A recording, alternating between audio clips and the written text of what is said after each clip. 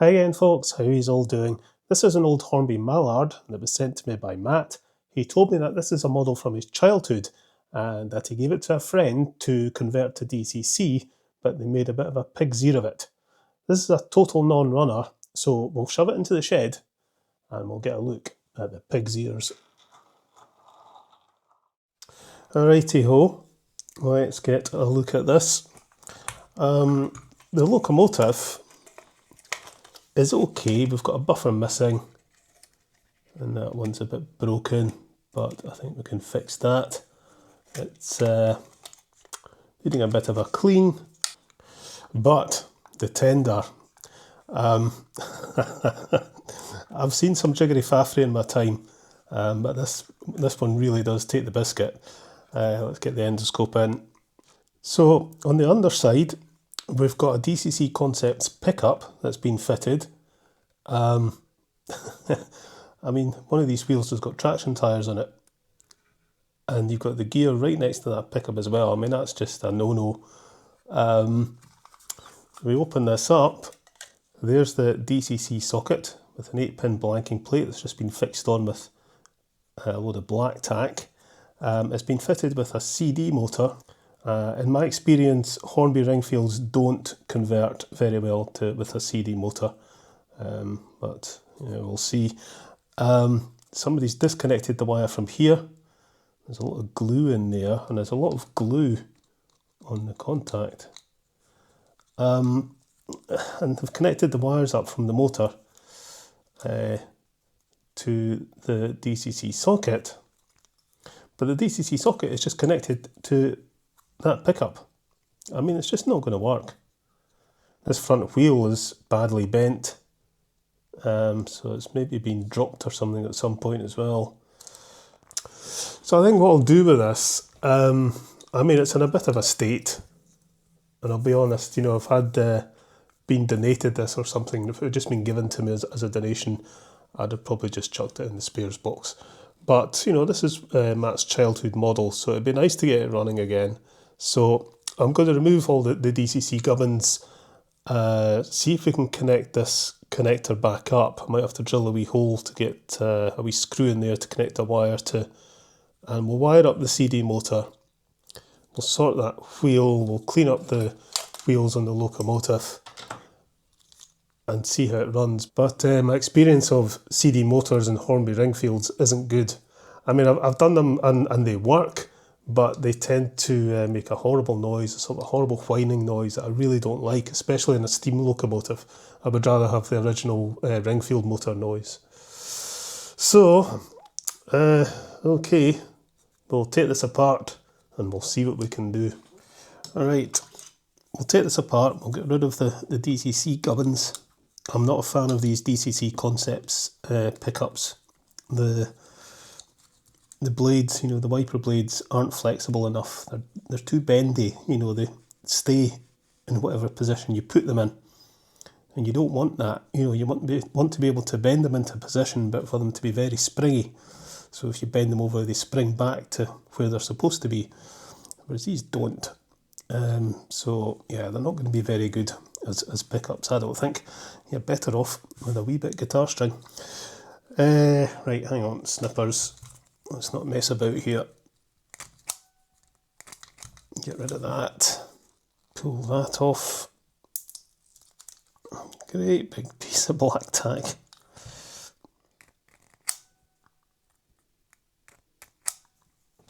Just strip the ends of these wires and we'll give the motor a wee test. Just see that it does work. Yeah. That's spinning very fast as well. There we go. Get that out. The big problem is going to be getting that connection to this to connect to the locomotive. I think if we drill a little hole down into it and get a wee screw and a washer in there and attach the wire to that, it should be okay. Let's get rid of this black tack. Right, I think before doing anything else, I'm going to take the gears out. I'm going to lubricate everything and see what that does to the noise. Okay,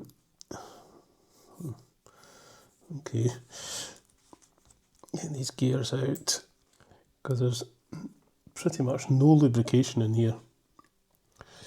So a good dose of oil into the pinion, and we'll get some moly grease onto the spindles. I think this grease is just about finished. It's lasted a long time, even though I didn't think there was very much in the tube when I got it. Somebody's done a weird bend on this clip. They've bent the top bit there, so it's not doing what it would normally do. I'm going to bend it back.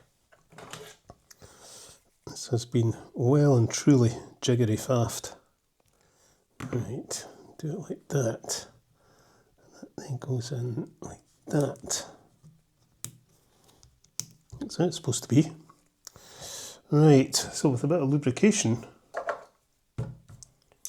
how's this sounding now?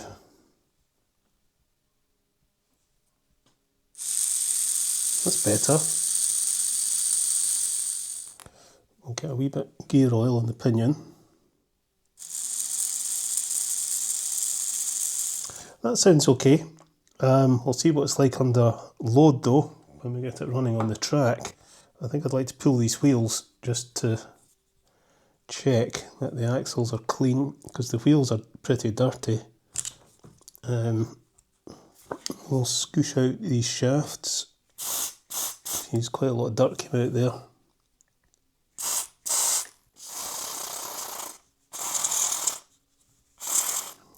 Actually, these wheels could do with going over with the rotary tool. They're in a bit of a state. Just put a pipe cleaner through these shafts. Right, so which was the wheel that was badly buckled? It's that one. I wonder if I've got another one of these wheels and axles. Need to have a look in my spares. And the answer is yes, I do. I have a spare. That's better. Right, okay, we'll get the rotary tool onto these wheels and we'll clean them up. I think this is going to be okay. The big problem is going to be this. What are we going to do with it? I think the first thing I want to do is get the glue off this. Scrape it at first with the screwdriver. I think the moral of the story is with this, don't give your models to other people to work on unless you know that that person has a reasonable idea of what they're doing. And don't work on other people's models if you don't know what you're doing. Going over some sandpaper.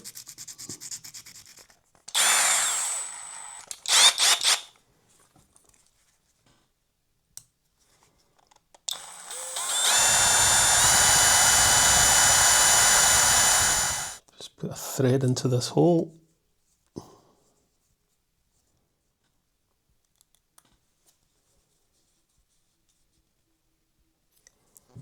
Right. There.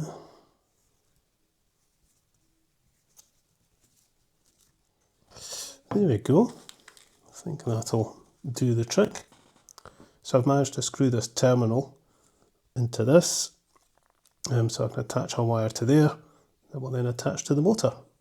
Right, okay, that was always my main concern about this, was being able to attach something to get a contact there, but I think that seems to be okay. Okay, let's give these wheels a clean. I'll get a tiny wee spot of oil on these axles.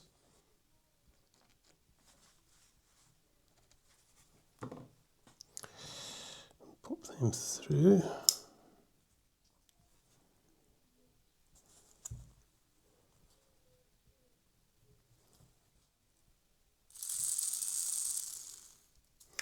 Right, okay. So what I need to do is connect these wires up to the motor block and to this terminal. One wire could go there, I think. Yeah, I think I maybe prefer to attach a separate wire to there and splice it on, and we'll see if we've got a wee plug to fit onto the motor block. But I need to determine which wire goes where. I need to get onto the test track for that. Turn on the power, so I want it to go this way.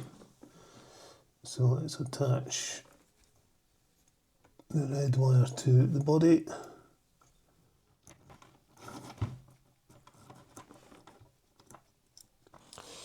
Yeah, I think the black wire attaches to there. I need to attach the red wire to there. Okay, so it's going to be easy enough to attach this wire to that terminal there. I think I'll put a blob of solder on top of the screw as well, just to make sure there's a good contact. But I don't have any of the little plugs to plug into the motor block. I'll need to order some up. I've run out of them. So I will get online and order up some of those little plugs to attach onto the motor block there. I did have some, but I must have run out. I've certainly used a few over the past year or so. I think this will be okay. It'll make a wee bit of a funny noise because it's a CD motor, but it doesn't seem to be too bad, but we'll see what it's like in action. The locomotive is just going to need a bit of a clean up and some fresh lubrication, and I think it'll be okay. So I'm reasonably confident this will run again. So we'll come back to it in a couple of days once I've got these wee plugs. So this is actually the next day. I actually found one of the little plugs that I needed. I put an order in for them anyway because I'm going to need them, but I found one, so I was able to bash on with this. And I decided, initially my intention was to just, make this run as an analog model, just rip all the DCC gubbins out of it. But then I thought, well, no, hang on, why don't I just wire it up, do the DCC conversion as it should have been, or at least the way I would do it. So I've jumping forward a bit in time here. I've gone ahead and done it all, but I'll let you see close up exactly what I did. So there's the socket. I've stuck it back in with black tack, but not the huge great big blob it was. Just 2 wee blobs of black tack is enough to hold it in. And this is how I've wired it up. So the wire at the front here that I've soldered to this terminal, which connects to the locomotive, connects to that terminal there, track left, because it's the left-hand wheels on the locomotive that pick up the current. So that is that wire. Track right, which is this wire here, that connects to the motor block. That's the plug that I found. So that wire just comes down to there. So that's track right, that's track left. Motor right, which is the red wire. So that's the red wire to the motor, that's soldered to there. And the black wire from the motor is soldered to there. So that's how it should have been wired up. I've stuck the wires down with a bit of tape there. There was a bit of a problem with the pinion gear.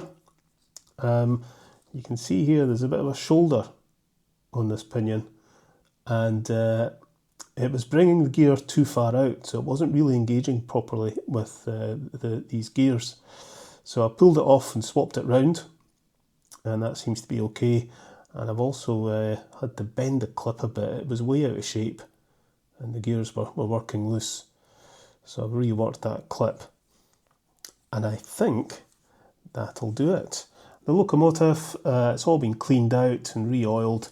I think that'll be fine. So we'll pop this onto the test track just like this and see how it goes. Okay, power on.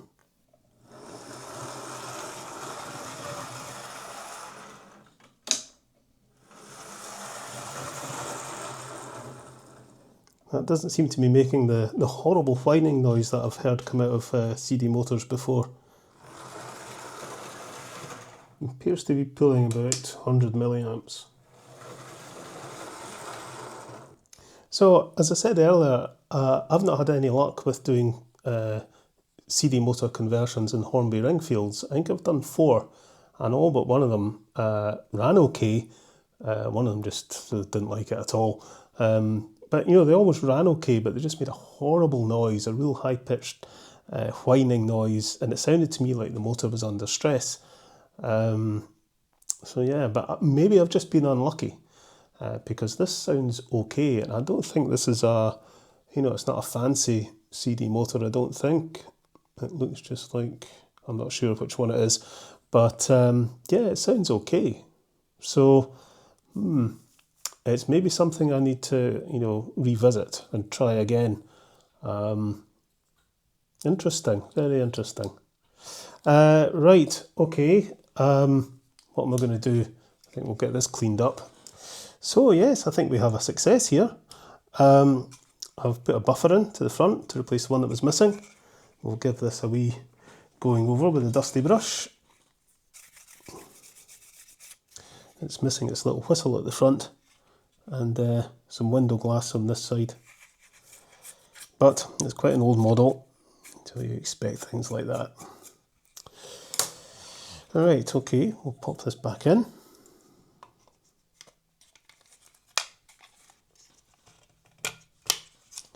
Just clips in, like so.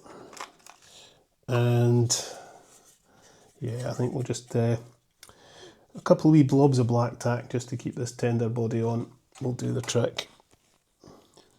There's no point in trying to come up with fancy solutions.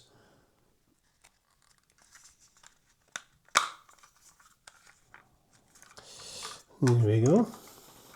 Okay, one last test.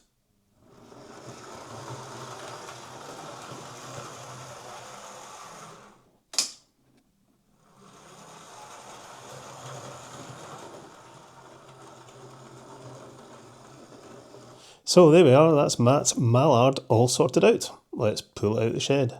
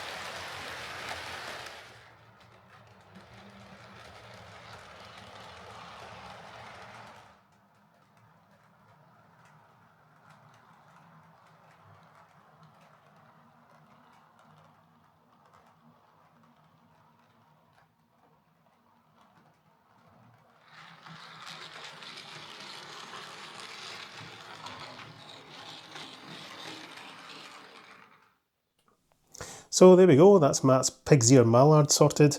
Yeah, it was in a right old mess, a fine example of extreme jiggery faffery that would have seen this model cast into the pits of a spares box normally, I think.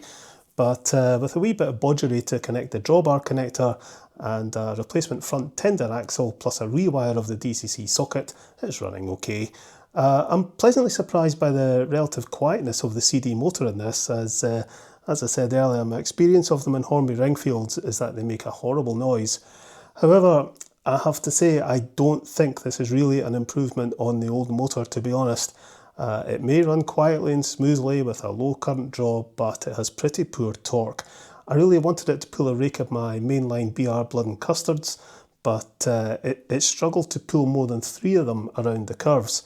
Those coaches are very draggy, I have to admit, so I ran this with my LNER Teaks, as they have very little drag.